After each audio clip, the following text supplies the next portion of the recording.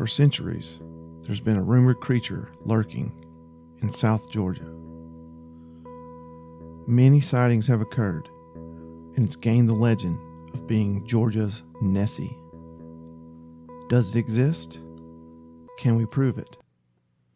You're listening to the Mysterious Podcast. Tonight we bring you the case of the Altamaha-ha.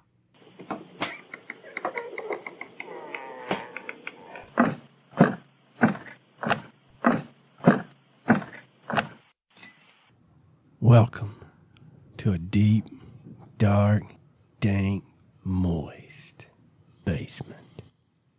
Somewhere in the bowels of Georgia.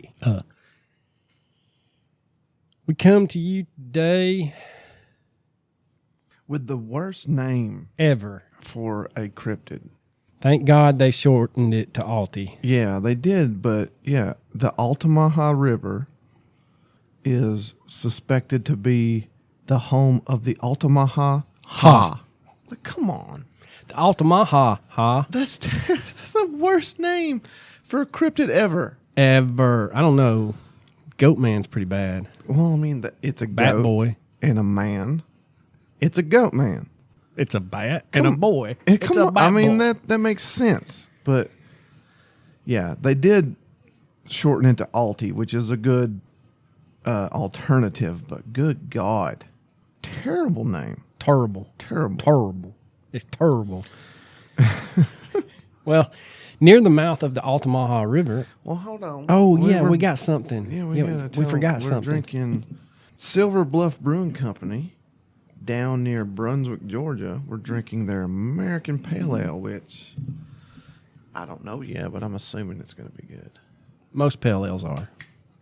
Near the mouth of the Altamaha River in southeastern Georgia is said to reside a hissing sea monster called Altamaha-ha,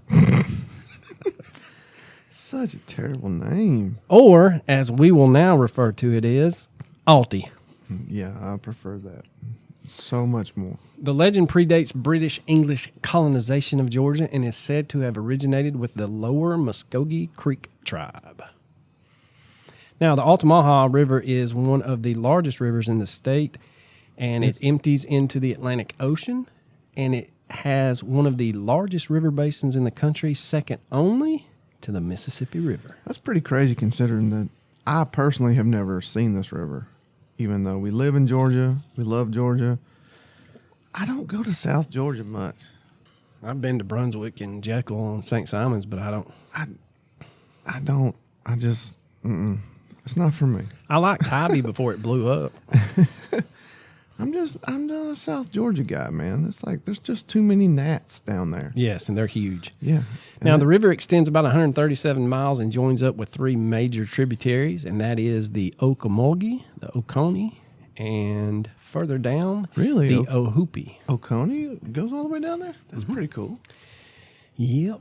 All of those empties out into the Altamaha Sound just above Brunswick, where it is joined by the Darien, Butler, and Champney rivers before making its way to the ocean. Now, the river area located primarily in McIntosh and Glenn counties along the Atlantic coast is not comprised of beaches, but rather is made up of many islands, acres of marshes, dikes, canals, ponds, and old rice fields. Alti is said to inhabit this myriad of small streams and twisting channels of the river and marshes, particularly around Darien, Butler Island, and elsewhere in McIntosh County. Now, Alti is described as having a sturgeon-like body with the bony ridge on its top. It's also reported to have front flippers but no back limbs. It swims like a dolphin and has the snout of a crocodile with large protruding eyes and sharp, large teeth. Its coloring is said to be gray or green with a whitish or yellow underbelly. Reports indicate that it is anywhere from 20 to 30 feet long, even though some have stated that it is as long as 70 feet. 70? Oh my God. That's huge. Now, some have stated that they have seen much smaller and much larger creatures, suggesting Alti is not alone.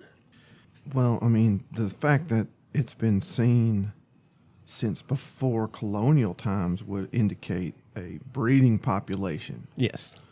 There's absolutely no way. Well, I don't want to say no way, but I mean, the lifespan of most creatures doesn't extend hundreds upon hundreds of years. Not saying it's not possible. I mean, you know, snapping turtle. I'm not snapping turtles, but sea turtles live a long time. I'm 115 years old, dude.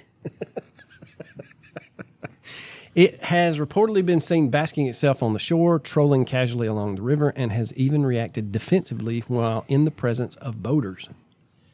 Even though no evidence physically of Alti has been found, the description and tales of the creature have gone back centuries, with the Indians describing it as a giant snake-like creature that hissed and bellowed. One of the first non-native reports of the creature was on April 18th of 1830, when a correspondent of the Savannah, Georgia newspaper reported multiple sightings of a sea monster on the Georgia coast. The primary eyewitness was a Captain Delano of the schooner Eagle, who reported seeing a large creature. He was a good reporter. I know a lot of his work. He did very, very well.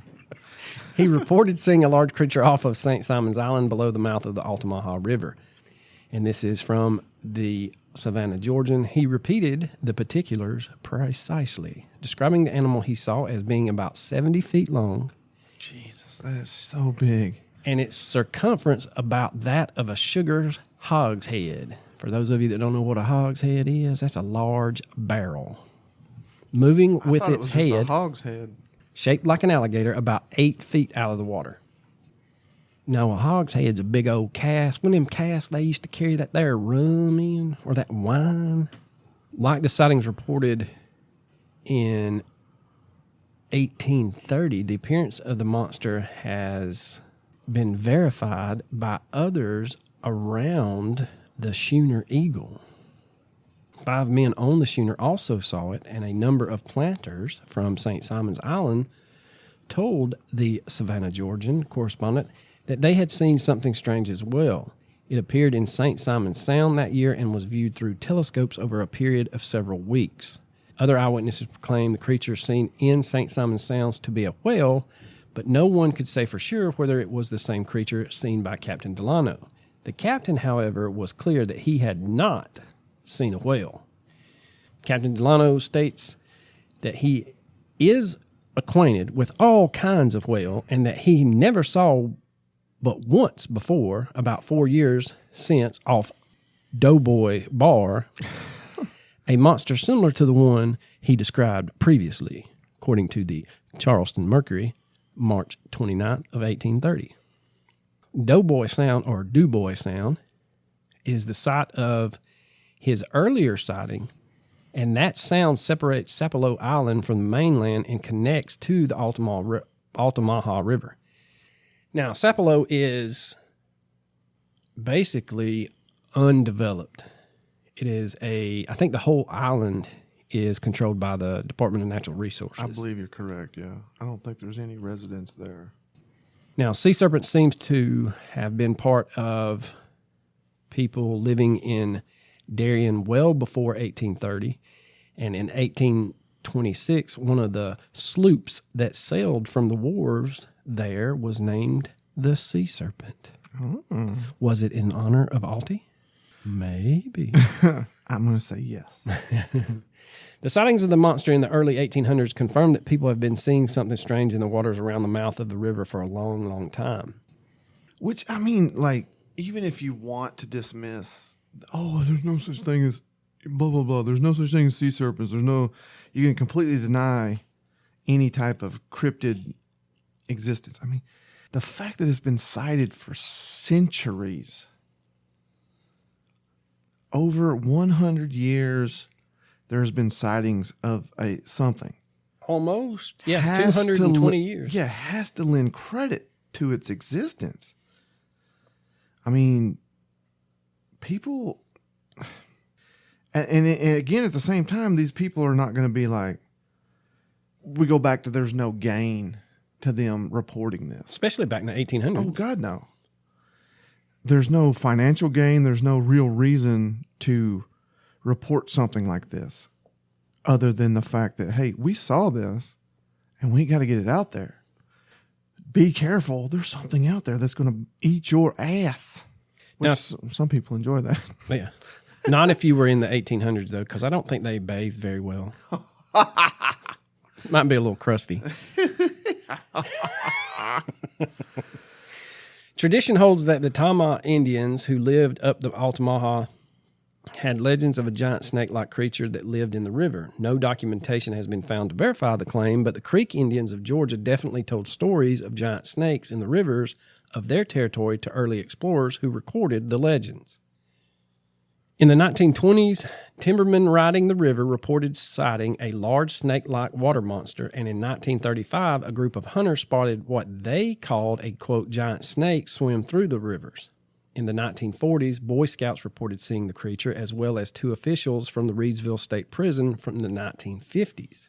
In 1969, when 2 brothers were fishing on the Altamaha River at Clark's Bluff, they reported seeing an animal they first thought was a sturgeon, but quickly changed their mind when they got a better look, stating that it measured about 10 to 12 feet long with a snout like an alligator and a horizontal tail. They also described the creature as having a triangular ridge along the top of its body, sharp, pointed teeth, and being gunmetal gray in color.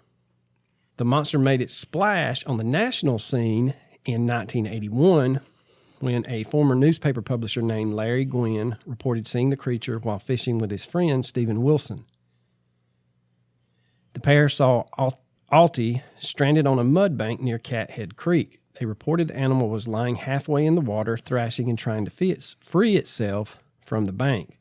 They described it as being dark-colored with rough skin and about 20 feet long.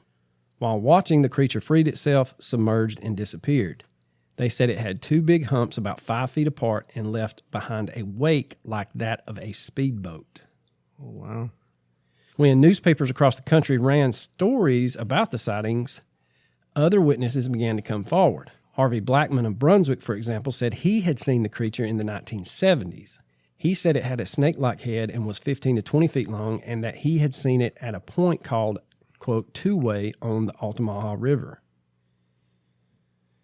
Another eyewitness, Frank Culpepper, saw its wake in the same area. He said it left behind a billow of water so big that it caused boats to bump together.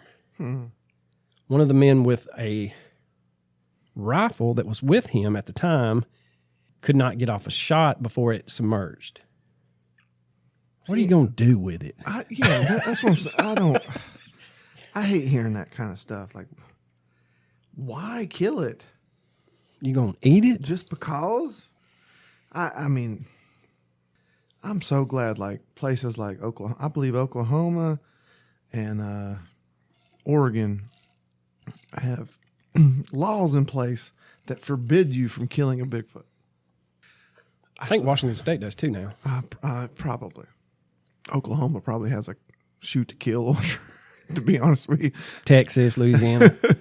First thing is we shoot it. Second thing is, do y'all know how to cook it? But I'm glad if these things exist, there should be laws in place that forbid you from killing them. Yeah, I agree. So in December of 1980, another man reported having seen what he thought was Alti at Smith Lake. His description said the animal was 15 to 20 feet long, snake-like with 2 brown humps that protruded from the water and left behind a wake like that of, again, a speedboat. So if it's definitely capable of swimming fast. Yes. Another report in the 1980s described by a crab fisherman stated the creature looked like the world's biggest eel. Oh, wow.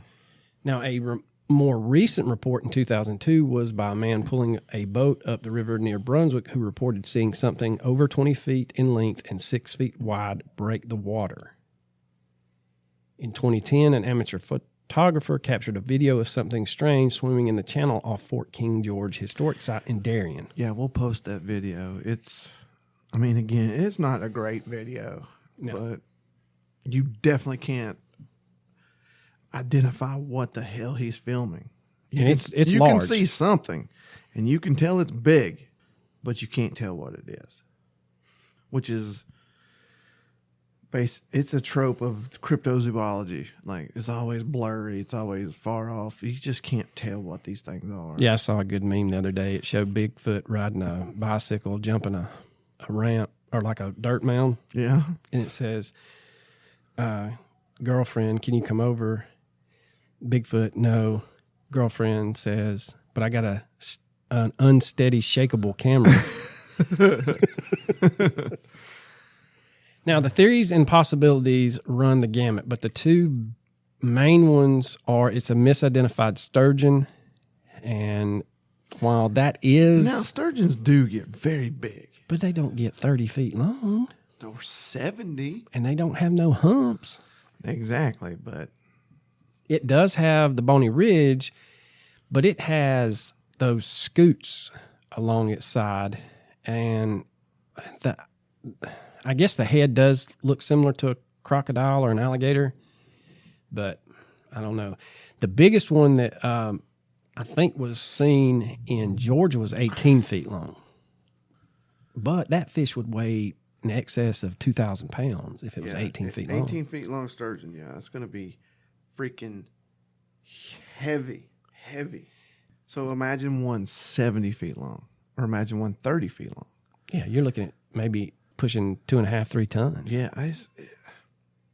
Now, sturgeon, if it was a sturgeon, that would account for different sizes. But again, they just don't have the humps and the flippers that are supposedly associated with Alti. The other thing is sturgeon live in deep water, and they eat shells, crustaceans, and small fish off the bottom of the river. They're more of a scavenger type. They have that large protruding mouth too. However, they are known for flying out of the water and making a splash that can be heard up to a half a mile away. Scientists are not sure why sturgeon do this. Some believe it's a form of group communication. Others believe it is escaping predators. But what's going to eat a 2-ton sturgeon? Yeah, you don't have many natural predators if you're 2 tons. Mm-mm. Maybe giant alligators, but... Or Alti. Yeah, that's a good point. Now, as far as the color is concerned, sturgeon are typically gunmetal gray, grayish, brown, greenish sometimes, according to the bodies of water they live in. They are not yellowish, however, because their underbelly is white. The sturgeon theory fails when it comes to the creature's teeth. Alti is said to have razor-sharp teeth, but sturgeon don't have any teeth. Well, I mean, how many... I don't know. That could be an exaggeration, because how many people have actually been close enough to see the teeth? True. And how do you know they're razor sharp? I don't know. Another possibility is the frilled shark. It is alien looking, I will say that. It does not look like it should come from the old Earth, but there isn't a lot of physically similar things that would lead you to believe that it was a misidentified frilled shark. Now, they do have an eel-like body, a flattened head with a rounded snout, large eyes that lack nictating membranes, a long jaw, and a plethora of razor-sharp teeth. But are they capable of swimming in fresh water? That's my question. In 2018, Jeff Warren took a photograph of a creature fitting the description of Alti, leaving many to suggest that he had found the cryptid dead. Chantel Aldrin of the Tybee Island Marine Science Center came to a different conclusion, though. It looks like a deep-sea shark, like a frilled shark, although I don't see gill slits. Well, then it's not a frilled shark. Yeah, true. Others have suggested this particular image could be a decomposing basking shark. The female frilled shark is only expected to grow up to 6.5 feet long, though. Males are even smaller. So that would, you're not going to mistake a 6.5 foot shark for a 20-foot eel or Alti. Also, and this answers your question, to further debunk the frilled shark theory, frilled sharks are not known to live in fresh water. There you go. It was only in recent years that humans became aware of bull sharks' ability to live in fresh water. And I don't think it's a bull shark, because it would be eating your ass. It's kinky. I can't. I mean, I could, but it would be bad. There is a little documentary, and it's not very good. It's about 20 minutes long on YouTube. We'll post that link as well. But there's not really a whole lot of information on Alti unless you live in and around the mouth of the Altamaha River.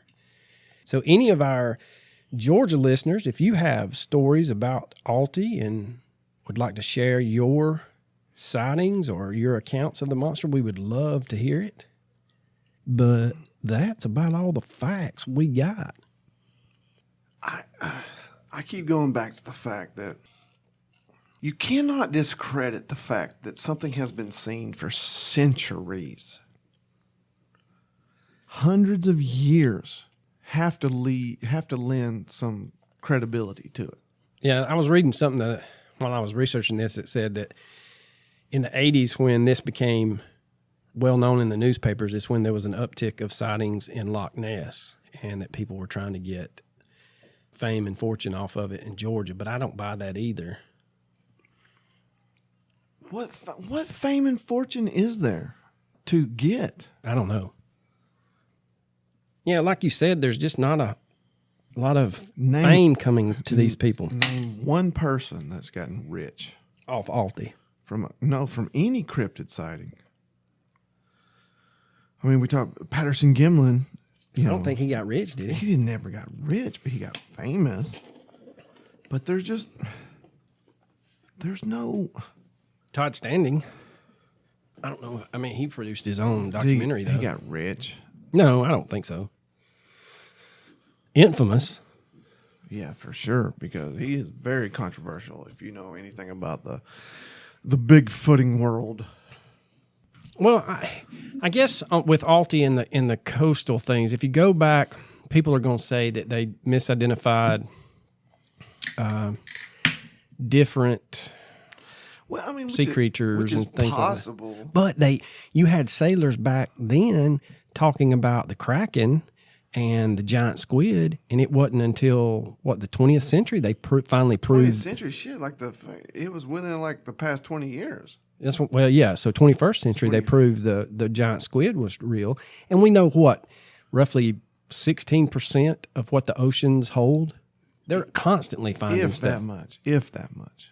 And going back to the giant squid, they saw these whales that were being harvested with these giant sucker marks on their face, which would prove that something was down there, but they could never prove it. So I'm like you, though. For Alti to have been around, sightings have been around, earlier than the first reported ones, and goes back to the Muskogee tribe. I mean, hell, you're talking 1700s. Yeah. And it's not a river otter. Maybe it is. Maybe it's a big one. Giant sloth. But, yeah, to me, you just cannot. It leads credence to the existence of it because it's been cited so long ago, so many times. How could it not be true? And I wonder if there's not been a expedition, for lack of a better word, because of the sheer scope and size of the river basin as to someone looking for it like they do Loch Ness. But hell, Loch Ness is 2 miles, 3 miles long? I'm not sure. It's a big ass. It's pretty decently big. And it's dark and, and stuff like that. So, it's not no Lake Lanier, No, it ain't haunted. They didn't flood the town and cemeteries. But on the list of cryptids, I would say that Alti is right up there with Bigfoot is very highly plausible. It's a pretty unknown cryptid, though. Yeah, and the body, the way they describe the body, it's not going to lend itself to a whole lot of carcasses or, in the case of Bigfoot, circumstantial proof like footprints and stuff like that. So, you got to think about the lifespan of animals. Could it possibly just be one creature? No, there's no way. So there has to be a breeding population, which would also lend the idea that it would be more susceptible to being sighted, to being documented.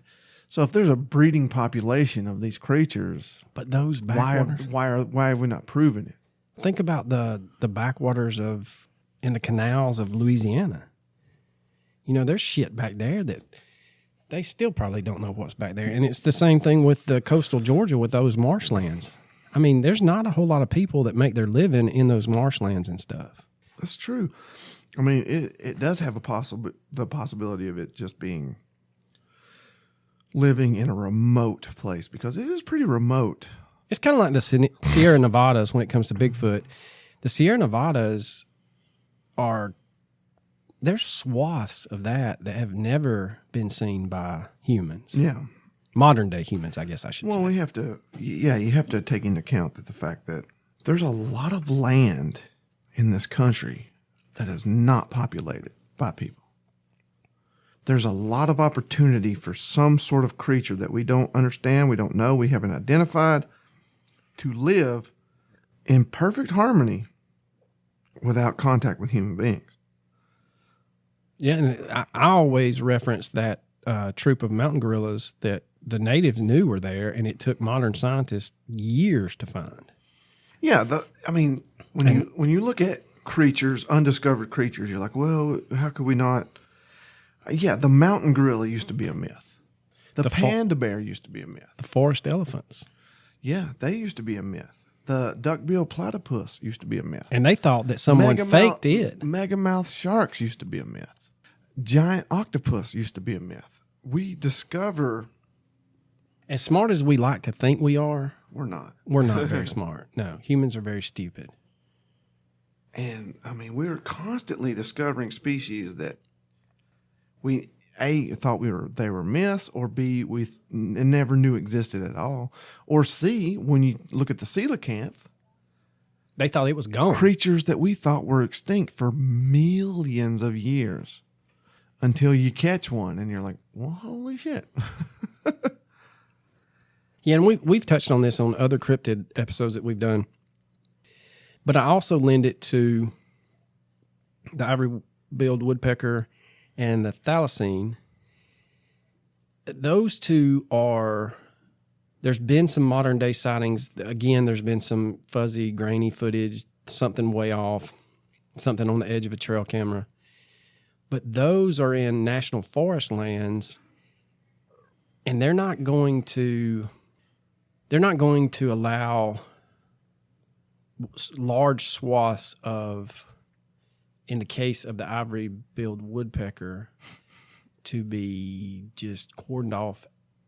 I mean, you're talking thousands of acres that they would stop the logging process, because they have a rotational logging process in some of those WMA hardwood forests up there in Arkansas, close to where those sightings were.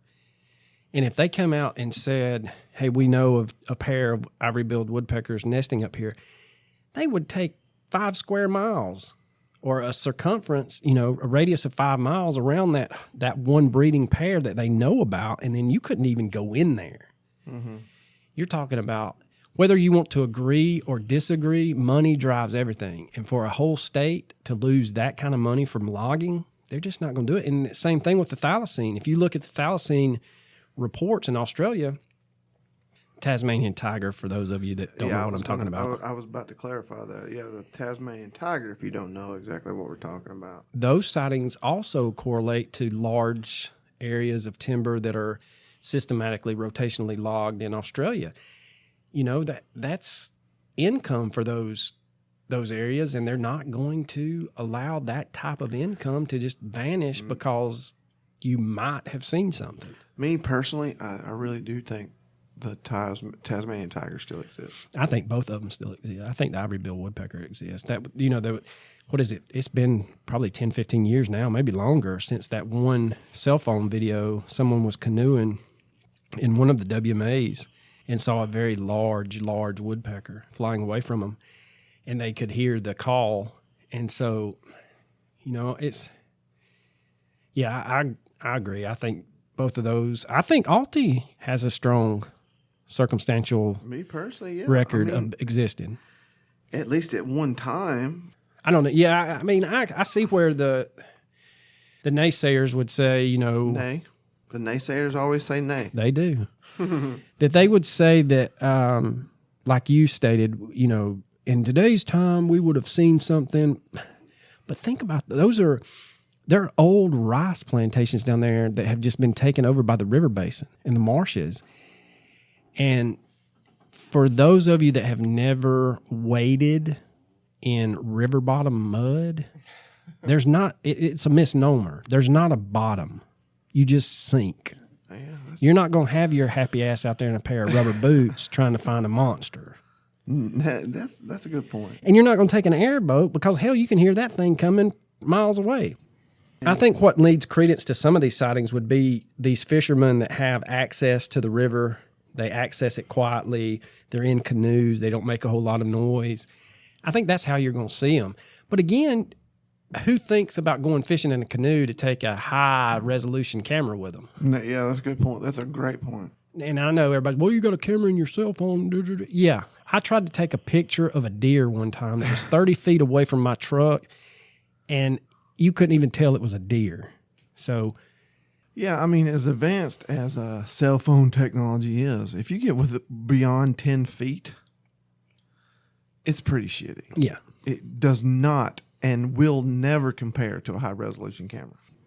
No, and I think about there's things when I'm driving, and I've sent you some of them, pictures of these idiots with bumper stickers or sayings on the back of their car or something like that. I mean, I gotta get on the guy's ass. I gotta zoom up, and I somehow have to position my phone on the steering wheel without wrecking and take a picture that is not blurry. Just think about doing all of that when you see something that you shouldn't see, that your mind is saying, no, there's no way that exists. So it's just my 2 cents. I mean, you make a good point. This has kind of turned into a cryptid cast than it has more about Alti, but... Well, I mean, why not? Why shouldn't it be? Alti's a cryptid, so...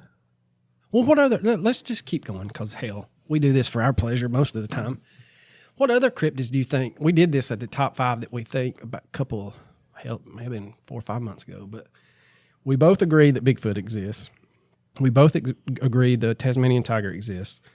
Well, I mean, that's not I wouldn't classify it as a cryptid because it has been classified. Yeah, the thalisman is not a cryptid, yeah. Yeah, it's not a cryptid. It's an extinct animal. Well, there was that show. Supposedly extinct. There was that show where was it Extinct or Not or something like that. The guy was a wildlife biologist, and he went around the world he would find these... I've never heard of that. I want to say it's on Discovery Plus. I should look into it. If I find it, I'll send you the link. But he actually found some previously, extinct animals that still lived. So that's the thing, though. People don't understand the time, the effort, the amount of money it takes to really research, set up these kind of expeditions. I mean, you're talking about something...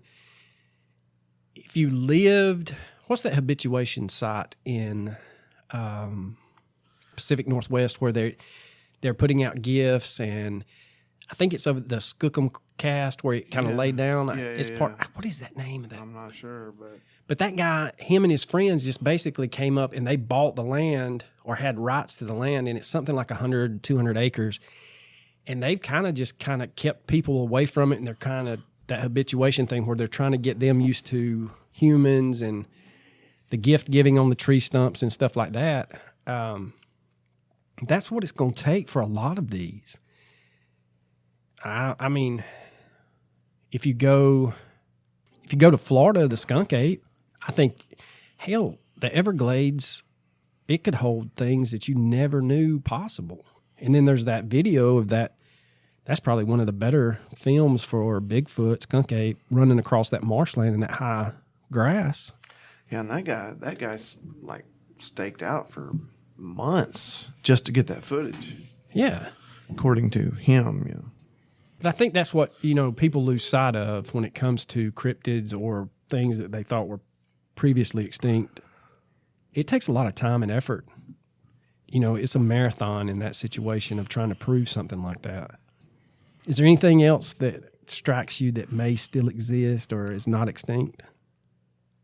This is going to sound crazy, but I would say something that may possibly still exist in the vast Siberian tundra I agree with you. would be the woolly mammoth.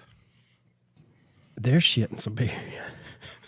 I mean, there's a reason they put people up there for prison. There is nothing up there. It is very inhospitable. Yeah. And if you're a creature that, was being hunted by man, you would want to find a place where man wasn't there. And I would assume that they trekked into the Siberian tundra and it's unexplored. There's vast regions of that place that's unexplored because we just can't tolerate it. So if I would to guess, if any extinct animal still existed, I would say woolly mammoth, very far north into the Siberian tundra. What do you think? I agree. I agree with the gentleman sitting across from me. But as far as cryptids go, Bigfoot number one, man. It's just there's too much evidence to support its existence. Well, and I saw a thing on that Expedition Bigfoot about if they could have cast that footprint they found at the end of season 2 when he discovered it, because the video of it, I mean, it is extremely detailed. If they could have cast it then, you would have seen more dermal ridges on the toes and the foot pad. They even found dermal ridges on that, though, when they cast it 8-10 hours later. I haven't seen it. Why could they not cast it at the time? He, for those of you that have not seen it, just fast forward for about 45 seconds. But for those of you that have, you'll know what I'm talking about. They're in this area where they're almost like tracking Bigfoot. They've got thermal shots of something large moving. They hear sounds, all the stuff that you want to hear if you're doing Bigfoot research. And so the one guy, the ex-military guy, he takes the ridge and the other two stay in a draw, and he comes across this old train trestle. And so they walk out there, and him and his cameraman are there, and all of a sudden his cameraman starts losing his shit. And he tries to spin as fast as he can, and he can't. And he's like, look. And then by the time they looks and gets his camera, stabilized, there's nothing there. He's like, man, it's huge. It's black. It's either black hair or black fur. It's a black bear or something. And he's like, the only way down is to rappel off this bridge. So he rappels off this train trestle into a creek bottom.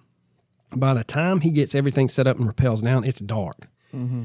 So he's walking this creek bank, and he goes around this corner from where the train trestle was at. And that whole sixth sense thing, he's videoing it with a handheld thermal or a night vision camera, and he's like, every hair on my body is standing up, and you can hear something splashing in the water further down from him. And so he looks, and there's a footprint, a smaller footprint in the edge of the water, and then there is massive 16-inch footprint. You see all the 5 toes, the mid-tarsal break, the heel impression. I mean, it is huge. And the picture of that thing is just, the video image of that is so detailed. Well, he has to kind of stake it off and keep the water from rising. And it takes it takes 6 hours for the other 2 team members to come in.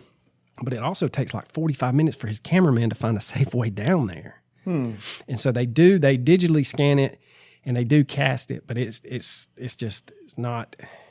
And I guess it may not have been able to be cast because it was so damp at the time.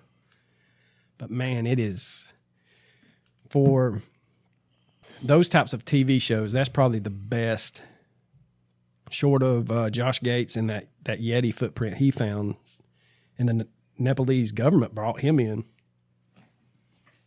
Was that Destination Unknown? Yeah, I believe so. But yeah, they send the cast off to Dr. Meldrum at Iowa State, and he tells them, he was like, look, there's things in this cast that if you're going to fake it, you would not know to fake these, and he names 2 or 3 things. Mm-hmm. And he says, and I know this because, and he pulls out other casts that have those and that are similar to some primates. They also find chimpanzee DNA in Kentucky near Pine Mountain on the Expedition Bigfoot. And short of a zoo blowing up in eastern Kentucky, there shouldn't be no chimps in Or there. a circus outbreak, man. You never know. It's not the 1800s where the train broke down. But I think we're close. I really do. I think we're close as cryptids go with Bigfoot to proving. I don't think we'll ever have a body, though. I think you'll get a clear video before you get a body. Oh, for sure. But then the naysayers will say, Nay, they will. They always do. they always have that one word come up. But they will say that it was a hoax, a guy in an ape suit, da-da-da-da-da. But, you know, there's always going to be that short of a body. You're not going to prove anything. But I think with the technology in DNA, that's how science is going to have to agree that they're alive or that they exist. Because there's going to be an unknown primate. You know, they're constantly finding hair that doesn't have the medulla and, you know. But anyway, we've rambled on enough about Bigfoot, and this started off as an medulla oblongata.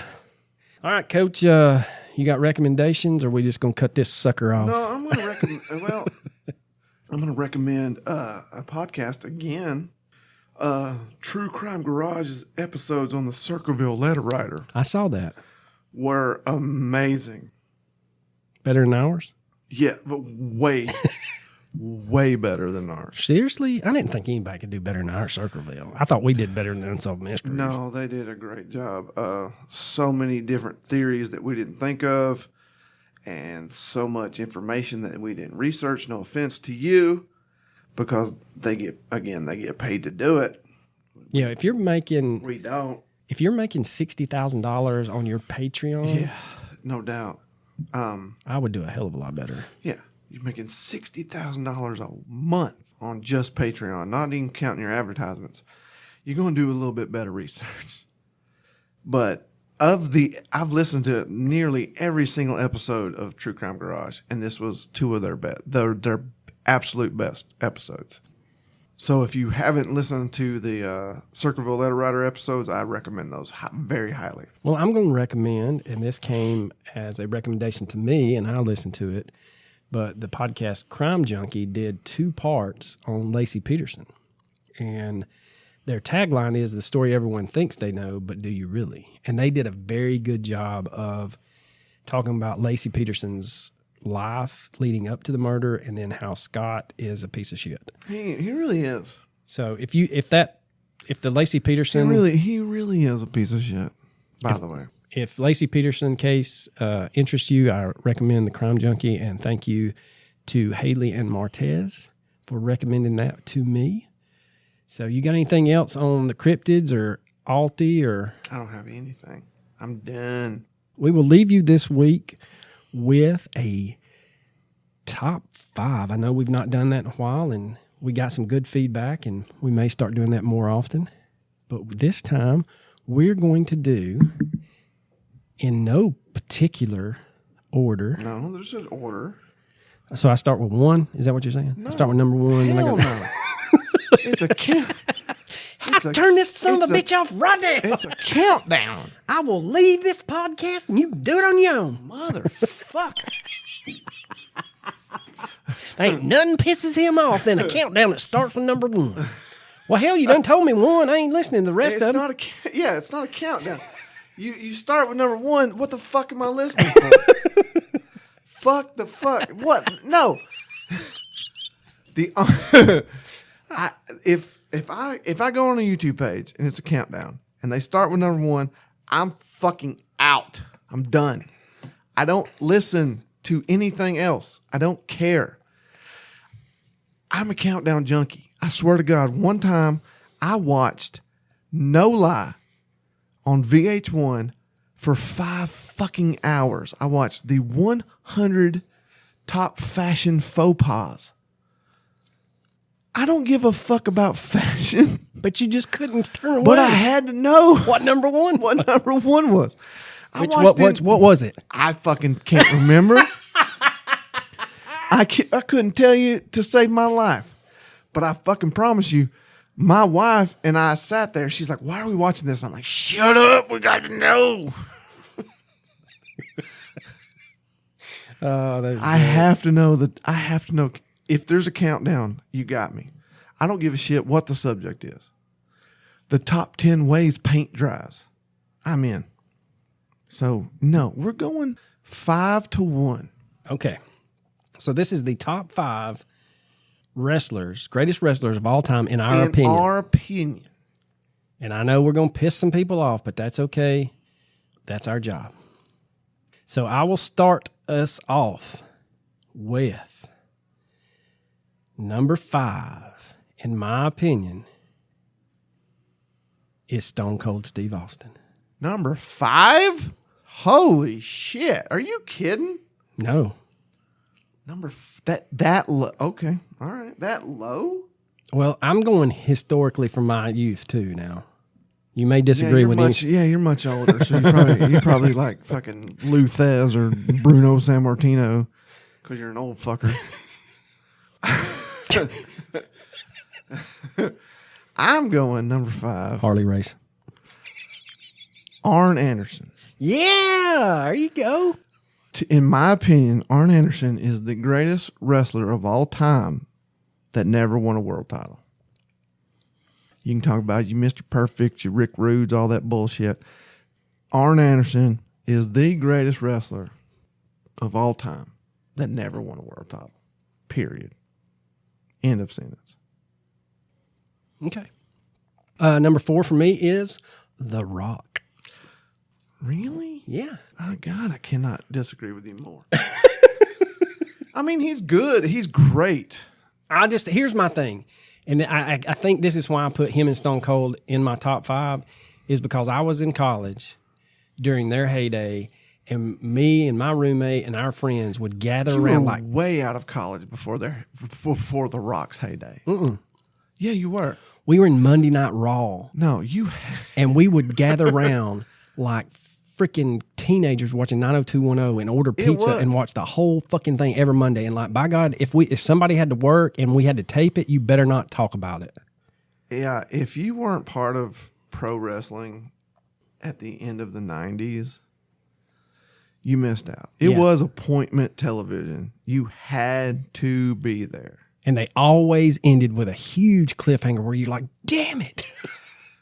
I mean, I'm being dead serious. Dead serious. I did not hang out with my girlfriend on Mondays. I got out of football practice. I had to go home. I had to take a shower, had to eat dinner, and then had to watch wrestling. The only day that I did not associate with my girlfriend was Mondays. And she knew it. It really was appointment television. Yeah. So you're number 4? My number 4 is my personal favorite wrestler of all time, but I generated my opinion upon many different factors when I come up with the greatest. I didn't include, just because he's my favorite, I didn't make him number 1, but Mick Foley. Absolutely. 100% one of the best wrestlers of all time. Well, since it's my opinion, I'm going to say that I have 2 for 3, a 3A and a 3B. No, you can't. You're not allowed. I'm just going to do it. You're not allowed to do that. My 3B would be Goldberg. My 3A would be Sting. Goldberg? And the reason I say Goldberg is because they put him on that pedestal. They really did, but good God, he was terrible. As a technical wrestler, I'll give you that.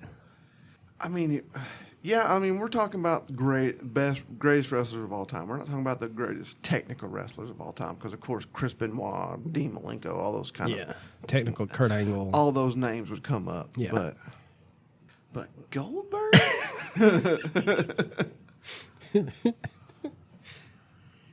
Shit. All right, you're number 3.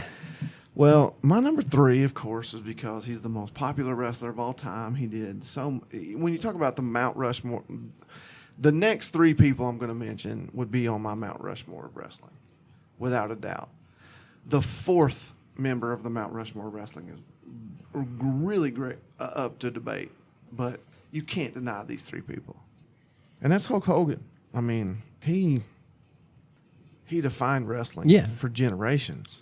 You know, the 80s, and then, of course, when he turned heel in WCW, that was one of the... Greatest, like... It was the biggest moment in pro wrestling history. Yeah. Probably the best thing Ted Turner ever did. Yeah, probably. No doubt. But you can't deny him. No, he's my number 2. What's your number 2? Go ahead with your number 2. Oh, okay, sorry. My number 2 is Hulk Hogan. If our number ones don't match, then They probably won't. they have to. Really? Yes. No. Okay. So you're number 2 then. My number 1. No. You got to give me your number 2. My number 1 didn't make your top 5. And it's a shame. You're out of your fucking mind. Okay. It's my You're opinion. out of your fucking Well, mind. I may back up and say that I'm over-exaggerating and forgot Okay. one. All right. Anyway, my number 2, Stone Cold Steve Austin. Number 2? I mean, you put him that high? Damn right I did. Yeah, he is. He's good. He really is good. He was the pinnacle star of the height of pro wrestling. Yeah. And if, again, you had to be there, but when that fucking music hit, Everybody knew that it. shattered glass, man, you could not possibly get more hyped. Yep. Now, before I give you my number 1, No, I want to hear your I'll give bullshit fucking number 1. I'll give you my honorable mention. Give me your honorable fucking mention. Andre the Giant. Of course. But my number 1 is Dusty Rhodes, American Dream. No. Let me back up. I kind of fucked that up. We may have to back up. Because I left a huge one out, and I just thought about it. So I'm going to do a tie, so I'll cut all this bullshit out. No, don't cut none of this fucking shit out. You're My fucking bullshit. My tie for number 1, and because they had some great matches together, is Dusty Rhodes, the American Dream, and Mr.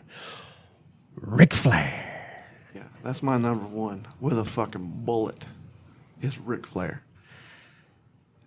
How on earth could you even think for a second To leave Ric about Flair a off. top 5 Without Ric Flair in it. without Ric Flair? I just without mind farted. Ric Flair? I said I mind farted. Shit. There's a million. That's why I said I tied with Dusty Rhodes and Ric Flair.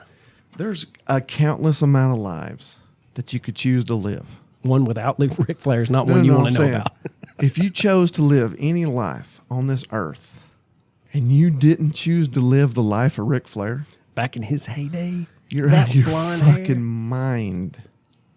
That dude, yeah, he had, oh my, Tail running everywhere.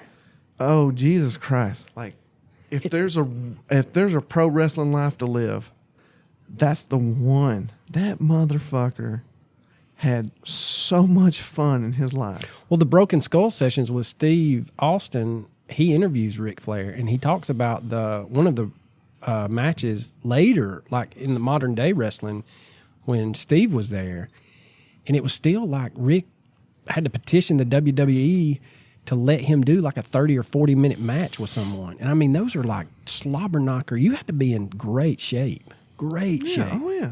I will say an honorable mention for me is just because I got to know him, what he's done for society and other wrestlers, is Diamond Dallas Page. Oh, yeah.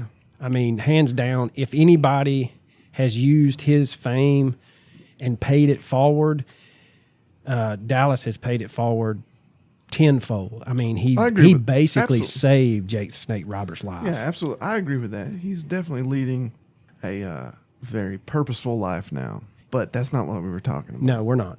But he would be an honorable mention of mine just because he was good. But, you know, and then you get into the Roddy Pipers. You know, they all had their niche. The Macho Man Randy Savage. You know, it's just, you could just, all of those guys, you could just put them in a cup and throw them out, and it'd be hard to rank them besides number 1 being Ric Flair No, you didn't say that. and number 2 being the Throne. You didn't say that. You chose Dusty Rhodes. You completely forgot about I did forget about Rick. I told you I was the going to forget greatest about one. man of all time. As soon as I said the Throne, the American Dream, I thought it hit me like, you Not even dumbass. close. Dusty Rhodes wouldn't even be in my top 10. You're an idiot. Okay. Hands down, you're an idiot. Maybe my top 10. Maybe. But there's no way Yeah, I agree with you. I'll take that one. I'll take that. I'll take that pain. I'll take it. Yeah, there's no way they compare to each other. All right, ladies and gentlemen, I know we've rambled and we've talked about everything under the sun, but hopefully you enjoy these dumbass episodes that we do. We've talked about Alti, Bigfoot, thylacines, woolly mammoths, and then we ended with the top 5 wrestlers. And he's still not going to let me forget this. So, Ric Flair. All right, ladies. Woo! Yeah. Well, deuces.